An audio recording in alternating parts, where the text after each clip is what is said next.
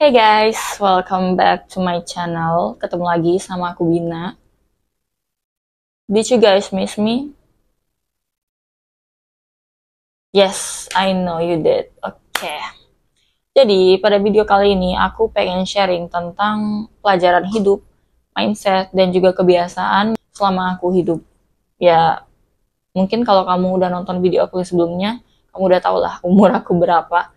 Nggak setua itu sih, tapi kenapa aku pengen sharing tentang pelajaran hidup yang udah aku dapetin? Karena aku rasa mungkin bisa bermanfaat buat kamu yang nonton video ini. Mindset dan juga kebiasaan yang udah aku terapin selama aku hidup berhasil membuat aku jadi pribadi yang lebih tenang, bahagia, ngurangin rasa overthinking, cemas, dan juga membuat aku jadi pribadi yang lebih bersyukur. Jadi yang pertama, aku belajar buat keluar dari zona nyaman aku.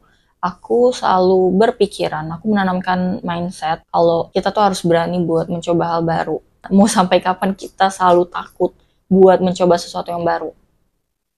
Karena kalau kita terus-terusan melakukan hal yang kita nyaman aja, kita nggak bakalan bisa keluar dari zona nyaman, kita nggak bakalan berkembang. Jadi itu yang aku tanemin di mindset aku. Supaya aku bisa membentuk karakter terbaru aku. Karena aku nggak suka sama diri aku yang dulu. Aku nggak suka kalau aku kebergantungan sama orang tua, keluarga, kakak aku culun, aku penakut, aku nggak mau nyobain hal-hal baru, aku takut bersosialisasi. Ya makanya aku nggak suka sama diri aku yang dulu. Jadi untuk menciptakan versi terbaru aku harus berani buat keluar dari zona nyaman aku dan mencoba hal-hal baru. Ya aku memberanikan diri buat ikut kegiatan baru, aku berani buat kerja, yang padahal aku nggak pernah kerja.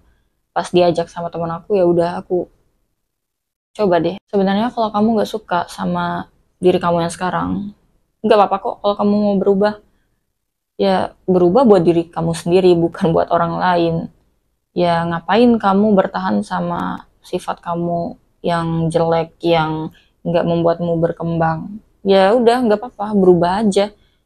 Kill your old version and create your new version. Gak usah mikir takut-takut lagi deh. Aku juga dulu penakut, tapi aku ngeberaniin diri lah buat kerja, ikut lomba, terus ya aku beraniin diri buat ngobrol sama orang baru, yang dimana aku dari SD tuh aku sering pindah-pindah sekolah. Di situ aku belajar buat menyesuaikan diri. Kamu pikir aku nggak takut sharing gini di YouTube?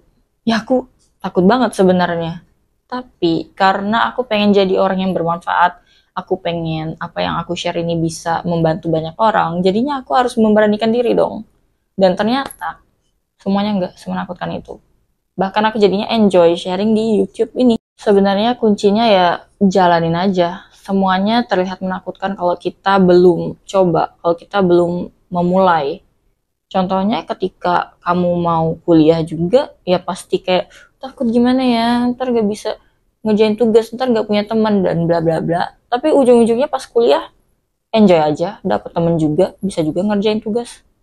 Terus pas kerja juga pernah gak sih mikir kayak, ih takut banget, ntar bosnya galak lah, inilah itulah dan bla bla bla. Tapi endingnya dapet tuh bos yang baik, dapet tuh teman kerja yang baik.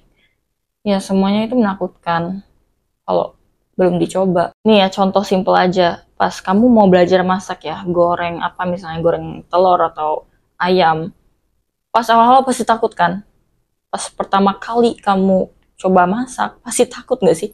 Takut minyaknya kecipratan lah, minyaknya meletup-letup lah. Tapi pas udah dicoba, pas kamu udah langsung terjun coba masak, ya kamu ketemu kan kuncinya, kamu ketemu kunci dimana masak itu nggak semenakutkan itu, karena kamu udah coba, karena kamu udah tahu gimana caranya biar minyaknya nggak meletup, ya kan? Ya itu kuncinya hidup, berani memulai atau mencoba melakukan sesuatu yang baru. Ya walaupun terlihat menakutkan, karena pada akhirnya kita bakal berani. Next, nah ini berkaitan ya, masih berkaitan sama yang pertama tadi.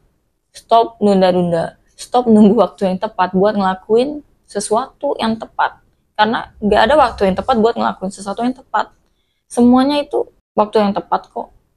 Asalkan kamu berani, asalkan kamu mau memulai. Just start.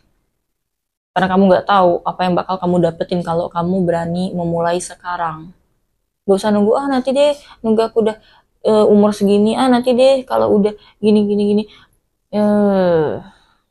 Kebanyakan mikir nggak bakal dikerjain tuh kalau kebanyakan mikir. Ya contohnya aku juga sebenarnya pengen mulai ngonten kalau aku udah ganti HP, kalau aku udah punya kamera yang bagus. Tapi kalau aku nunggu kayak gitu, sampai kapan? Kayaknya aku nggak bakal ngonten. Kalau aku nunggu terus, ya nggak bakal mulai. Makanya aku walaupun HP aku masih iPhone 11, ya udah aku mulai sharing aja dari sekarang. Gitu loh contoh simpelnya. Pelajaran hidup yang udah aku dapetin juga itu stop overthinking, stop banyak mikir, stop nunda. Karena kenapa kita terus-terusan nunda? Karena kita kebanyakan mikir, nunggu inilah, nunggu itulah. Ujung-ujungnya nyesel karena nunda-nunda, karena gak berani memulai. Semua hal itu pasti ada resikonya, semua hal juga pasti ada hikmahnya. Jadi, berani aja. Just do it and just start. Jangan banyak mikir. Nanti kalau gak sukses gimana? Kalau nggak ada yang subscribe gimana? Kalau minyaknya meletup gimana? Nanti kalau nggak punya temen gimana? Nggak ada habisnya kalau mikir kayak gitu. Mulai aja. Mulai aja. Lebih baik nyesel karena udah pernah mencoba daripada nyesel karena nggak pernah coba. Next, ambil tiap kesempatan yang ada. Apapun kesempatan yang udah datang ke kamu, ya udah terima aja, ambil. Karena kamu nggak bakalan pernah tahu apa yang bakal kamu dapetin dari kesempatan tadi. Jangan cuma berharap sama satu hal, mau itu kerjaan, kampus, ataupun manusia. Jangan takut ambil kesempatan untuk dapetin pengalaman baru. Ya, biar kamu tahu kalau dunia ini luas. Aku ingetin sekali lagi, jangan pernah berharap cuma sama satu hal. Contohnya, ya kampus, misalnya kamu sangat berharap kalau kamu keterima SBMPTN, terus kamu nggak ada cadangan lain, ya kamu bakalan stres. Karena ketika kamu nggak berhasil mendapatkan hal itu, kamu bakalan stres, kamu bakalan sesedih itu. Kamu bakalan depresi. Karena kamu cuma berharap sama satu hal, kamu nggak punya plan lain. Aku jujur banget, aku pernah nyesel yang waktu itu pas semester 6, aku pernah keterima magang. Nah, pas itu aku tinggal interview aja, dan di perusahaan itu aku udah pasti keterima. Cuman aku berharap sama satu perusahaan. Aku nggak bakal nyebut nama perusahaannya. Aku sangat berharap aku keterima di satu perusahaan ini. Karena aku juga udah interview di perusahaan yang aku pengen ini. Akhirnya karena aku udah yakin, aku berharap banget, aku berekspektasi tinggi sama perusahaan yang aku pengen banget tadi, aku jadinya nggak ikut interview perusahaan yang udah pasti aku keterima di situ. Karena aku bener-bener berekspektasi tinggi, yang padahal belum tentu aku keterima, gitu. Sebut aja perusahaan yang aku pengen banget itu perusahaan A, dan perusahaan yang bakal nerima aku tuh perusahaan B. Nah, sampailah tiba waktunya pengumuman, ternyata aku nggak keterima di perusahaan A. Nyesek, ya nyesek lah. Mana aku udah ngelewatin kesempatan yang harusnya aku bisa masuk ke perusahaan B, malah aku sia-siain. Nyesel banget aku di situ. Padahal itu kesempatan udah di depan mata, aku pasti keterima, aku pasti bisa magang di semester 6, tapi aku lewatkan, aku sia-siain. Karena aku benar-benar berekspektasi tinggi, aku sangat yakin, aku sangat berharap sama perusahaan A. Makanya, kamu jangan kayak aku ya, jangan cuma berharap sama satu hal. Oke? Ambil semua kesempatan yang datang ke kamu, biar kamu nggak nyesel ke depannya. Next, aku belajar buat bodo amat sama hal-hal yang gak bisa aku kontrol. Dan aku juga belajar buat bilang enggak ke orang lain kalau aku emang gak mau, kalau aku emang gak nyaman sama hal itu. Contohnya, kalau aku lagi pengen nabung. Aku kan anak rantau ya. Jadi ya anak rantau itu harus hemat, apalagi aku masih dibiayain sama tante aku. Ya nggak enak lah kalau aku boros-boros kan, mana aku masih dibiayain sama tante aku dan suaminya. Sama misal aku lagi pengen hemat, aku lagi mau nabung karena ya banyak keperluan aja nggak sih ke depannya. Terus tiba-tiba teman aku ngajak nongki atau ini atau itu, ya berboros lah pokoknya. Ya aku bakal say no. Karena aku mau nabung gitu. Gimana sih Kak biar kita bisa nolak, biar kita bisa bilang enggak ke orang lain. Ya kuncinya kamu harus punya prinsip. Ya kamu harus berpegang kuat sama apa yang membuat kamu berani buat bilang enggak ke orang lain. Contohnya ya ketika kamu pengen nabung, atau misalnya kamu lagi pengen belajar, kamu nggak mau diganggu, atau kamu udah punya plan sendiri, misalnya keluarga besar kamu atau siapapun itu nyuruh kamu, kamu mending gini deh, kamu lebih baik kerja deh, kamu lebih baik gak usah kuliah deh ya. Terus kalau kamu punya prinsip, kalau kamu yakin sama diri kamu sendiri, ya udah kamu bakal berani buat bilang enggak gitu. Jadi kamu harus kenal dulu sama diri kamu sendiri, kamu harus tahu kenapa kamu harus bilang enggak, ya biar kamu berani buat bilang enggak ke orang lain. Aku juga dulu suka nggak enakan sih, sampai barang aku tuh pernah dirusakin sama teman SD aku. Jadi dia tuh kayak iri gitu loh sama barang yang aku punya. Nah aku tuh punya kotak pensil, dan dia tuh kayak suka gitu sama kotak pensil aku. Jadi dicoret sama dia kotak pensil aku pakai spidol. Senakal itu sih tangannya. Dan gara-gara aku nggak enakan, aku biarin dia coret. Dan sampai rumah aku nangis, aku ngerengek. Aku bilang ke orang tua aku kalau kotak pensil kesukaan aku dicoret sama temen sebangku aku.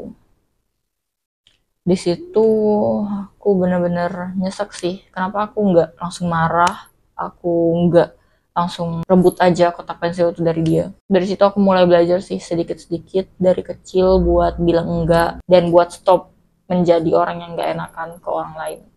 Ya demi diri sendiri. Ya kalau kita lebih sayang sama diri kita sendiri, pasti kita berani buat nolak hal-hal yang merugikan kita, yang menyakiti kita juga tentunya.